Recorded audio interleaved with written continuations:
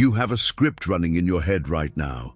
You didn't write it. You don't even remember agreeing to it, but it speaks the moment you walk into a room, the second before you ask for what you want, in the half breath before you say no. You apologize before you've done anything wrong. You rehearse your own worth like it's still on trial. You soften your sentences so they don't take up too much space. You feel it, don't you? That quiet narrator who got there first. Carl Jung had a name for that narrator. He called it the voice of the unlived life. And here is the part nobody tells you. It was not authored by you. It was installed. Every person who ever needed you smaller, quieter, more useful, more available, they each left a line behind. And you've been reading their lines back to yourself for years, in your own voice, believing the words were yours. This is not an accident, and it is not your weakness. It is the single most efficient form of control ever devised, because no one has to watch you, threaten you, or convince you of anything. They just have to write one sentence into your internal dialogue and let you repeat it for the rest of your life. The most controlled people on earth are not the ones being shouted at. They're the ones quietly narrating their own surrender. And you found this. Not by accident. You found this because some part of you already heard the wrongness of that voice. The gap between who you are when you're alone and who you become the moment someone needs something from you. That gap is not a flaw, it's the doorway. And once you walk through it, the people who controlled you lose their grip before they even notice you're gone.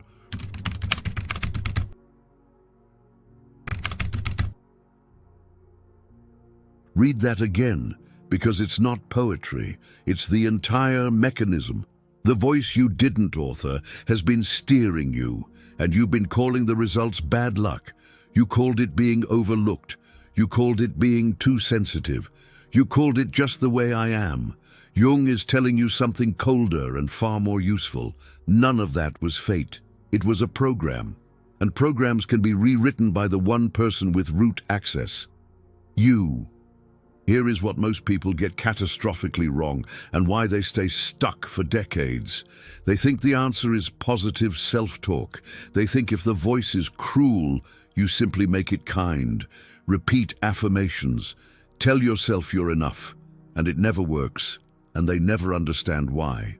By the end of this, you will understand exactly why affirmations fail, and you will know the one sentence Jung's work actually points to, the sentence that does not argue with the voice, but ends its authority entirely. Not positivity, not affirmation, a different kind of sentence altogether. And once you say it to yourself correctly, the dynamic of control in every relationship you have begins to quietly reverse. If these ideas resonate with you, hit that subscribe button for more top-tier content. Also, drop a root access in the comments so I know you're ready. Let's dive in. Start with the uncomfortable truth because everything depends on you seeing it clearly. The voice in your head does not speak in your natural rhythm. Listen to it, really listen. When it criticizes you, whose tone does it use? When it tells you not to be too much, not to be difficult, not to make a scene, whose words are those exactly? You will find, if you are honest, that your inner voice is a committee, a parent who needed you manageable, a teacher who needed you obedient, a partner who needed you uncertain, so they'd always have the advantage. Each one handed you a line, and you absorbed it so young, so completely, that you stopped noticing it was foreign. This is what Jung meant by the shadow and the persona working against each other. The persona is the self you perform, agreeable, accommodating, easy to be around. The shadow is everything you buried to keep that performance running, your anger, your refusal, your capacity to be unmovable. And the inner voice, that running narration, is the persona policing the shadow. It exists to keep the buried parts buried. Every time you feel the impulse to say no, and the voice rushes in to talk you out of it, you are watching the borrowed voice protect the people who installed it. Understand what this means strategically. You were not raised to be free. You were raised to be predictable. A predictable person is a managed person.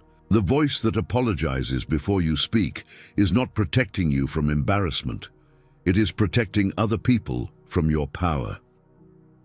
Because the moment you stop apologizing, the moment you stop rehearsing your worth, you become unreadable. And unreadable people cannot be controlled. This is the deep architecture of dark psychology that almost no one explains. Control does not require force when it can be installed as a voice. So sit with the discomfort of this. The cruelty you aim at yourself. You learned it. The standards you can never meet. Someone else set them and then left, and you kept the measuring stick. The exhaustion of monitoring every word before it leaves your mouth. That is the cost of running someone else's software on your hardware every waking hour for years. And you have been paying it silently, calling it your personality. Now go deeper, because the borrowed voice is not random noise. It follows a script, and the script has a purpose. Its purpose is compliance. Watch how precisely it operates. Someone asks you for a favor you don't have the energy for, and before you can even locate your own preference, the voice produces the line, "Don't be selfish." Someone crosses a boundary, and the voice arrives instantly. "Don't overreact, you're probably misreading it." You achieve something real, and the voice is already there. "Don't get arrogant, it wasn't that impressive." Notice the pattern. Every line points in the same direction, away from your power and toward your usefulness to others. This is not therapy talk. This is power dynamics. There is a reason the most capable people are so often the most controlled, and it is precisely because they're capable. Your intelligence made you valuable, and anything valuable gets managed by people who benefit from managing it. So you were taught subtly, relentlessly, that your value was conditional, that you were good only when you were giving, useful only when you were available, acceptable only when you were quiet. The compliance script took your greatest asset, your mind, and turned it into a leash. And here is the part that should make something tighten in your chest. The people who benefit from your compliance script never have to maintain it. That's the genius of it. They don't have to remind you to shrink. You remind yourself. They don't have to tell you you're asking for too much. Your own voice gets there first. You have become your own warden, patrolling your own cage. And you do it for free, around the clock, more reliably than any external controller ever could. The most efficient manipulation defense the world ever built was convincing the target to do the manipulating themselves. Ask yourself the questions you've been avoiding. How many times this week did you swallow a real reaction because the voice told you it wasn't worth the conflict? How many opportunities did you let pass because the voice said, "Who do you think you are?" How much of your life has been quietly governed by a narration you never consented to and never questioned? Count the energy, count the years. Because once you see the compliance script for what it is, not your conscience, not your humility, but a control mechanism running in your own voice, you cannot unsee it. And that's exactly when the rewriting becomes possible.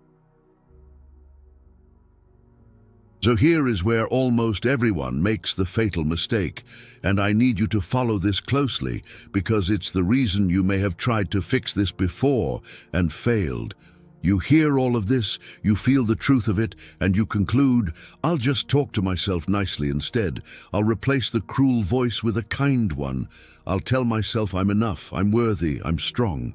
You buy the affirmations, you repeat them in the mirror, and within days, something feels hollow, and within weeks, you've quietly stopped and you assume the failure was yours. It was not yours.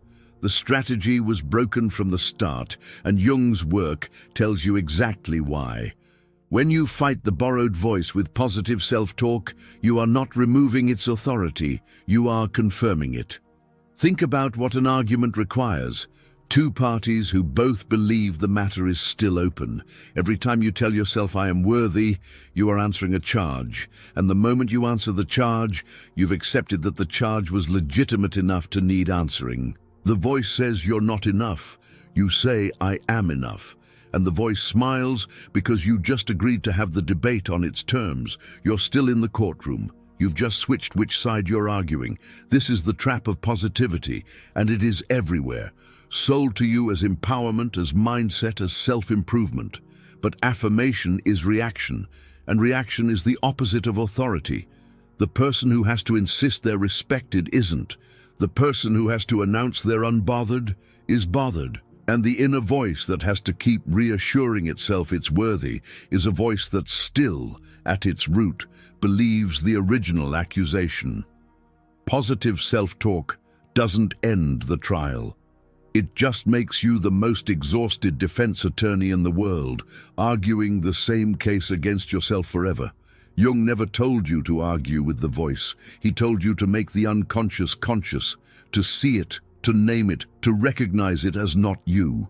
And you cannot win an argument against a program. You can only revoke its permission to run. The shift you need is not from a negative voice to a positive one. It is from a voice you obey to a voice you observe. Stop trying to win the debate. Walk out of the courtroom entirely. And the way you walk out is a single sentence, not an affirmation thrown at the voice, but a sentence aimed at yourself from a position the voice has never been allowed to reach. Here is the sentence, and I need you to understand before I give it to you that its power is not in the words alone, it's in where you speak them from. Affirmations are spoken upward, like a plea to a judge who outranks you. This sentence is spoken downward, from the only authority in the room that was never installed by anyone else. You ready? That voice is not me. It is something I learned, and I do not take orders from what I learned. Say it slowly, because every part is load-bearing. That voice is not me. Separation. You are no longer the voice, you are the one who hears it. The instant you can hear a voice, you are by definition standing outside it, which means it was never the core of you, only a resident. It is something I learned, origin. You are naming it as installed, foreign, authored elsewhere. Not a truth about your worth, but a habit of repetition. And I do not take orders from what I learned. Sovereignty. This is the line that does what no affirmation can. You are not arguing with the voice's content. You are revoking its jurisdiction. Feel the difference in your body. Affirmation says, please believe I'm enough. This sentence says, your opinion of my enoughness is not admissible because I do not recognize your authority to rule on it. One is a defendant begging the court. The other is a sovereign dissolving the court. This is Jungian shadow work operating at its sharpest. You make the unconscious conscious by separating from it, and the moment of separation is the moment of freedom. You don't kill the voice, you demote it. It can keep talking, it simply no longer governs. And watch what this does to the people who relied on the borrowed voice to control you, because this is where it gets strategic. Their entire leverage depended on a relay running inside your head. They speak the trigger, your internal voice carries the order, you comply, and they never had to lift a finger. The sentence severs that relay. Now they speak the trigger, and it arrives at a voice you've already labeled as not you, a voice you no longer obey. The command goes out and hits dead air. They don't understand what changed. They only feel that you've become harder to move, harder to read, harder to reach. They feel the grip slipping and they cannot name why, because the change happened in a place they were never actually standing. They only ever had a puppet there, and you just cut the strings. Now make it real, because insight that doesn't become practice evaporates by morning. This is how you install the sentence so it holds. First, and this is non-negotiable, you have to catch the voice in the act. For the next several days, your only job is observation. Every time you apologize reflexively, every time you shrink, every time you talk yourself out of a want, you stop and you label it. That was the borrowed voice. Not engaging it, not arguing, just naming. Observation without engagement is the foundation, because you cannot revoke the authority of something you can't even see operating. Second, you apply the sentence at the exact point of pressure, not in calm moments in front of a mirror, but in the live moment the voice tries to take command. Someone makes a request that pulls your old compliance reflex. The voice rises, "Don't be difficult." And right there, silently, you run it. That voice is not me, it is something I learned, and I do not take orders from what I learned. Then you make your choice from the silence underneath the voice, not in defiance of it, not in agreement with it, just from a place it doesn't reach. Defiance is still reaction. You're not rebelling against the voice, you're simply no longer consulting it. Third, and expect this, the voice will escalate before it fades. The first time you act without its permission, it will get louder, more urgent, more catastrophic. You'll be selfish, they'll abandon you. You'll regret this. This is not a sign you're doing it wrong. It is proof you're doing it exactly right. A control mechanism fights hardest the moment its control is broken. That spike of guilt is not your conscience. It's the system's alarm. Let it ring. Make your choice anyway, and each time you do, the alarm gets quieter because a voice that issues orders no one obeys eventually stops bothering to issue them. I won't lie to you about the resistance you'll feel, because the resistance is the whole game. You will feel cold doing this.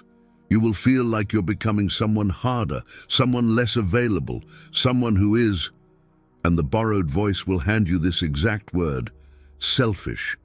Hear that word for what it is. It is the compliance script's last and most effective weapon. The people who benefited from your overgiving trained you to experience your own boundaries as a moral failing. The guilt you feel setting a limit is not evidence that the limit is wrong. It is evidence of how thoroughly you were conditioned to have none. What you are calling cold is simply the unfamiliar temperature of self-respect. Give it 3 weeks. It stops feeling cold. It starts feeling like the ground under your feet, the first ground that was ever actually yours.